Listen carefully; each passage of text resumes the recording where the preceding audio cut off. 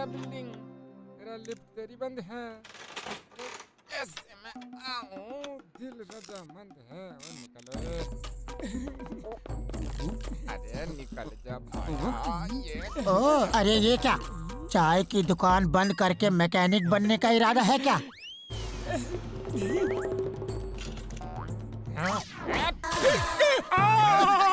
तन्ने नहीं पता? अरे कल स्कूटर की रेस है, जीतने वाले को 1 लाख रुपया इनाम मिलेगा। और तो और तुम्हारे दोस्त डॉक्टर झटका और घसीटा राम भी रेस में हिस्सा ले रहे हैं।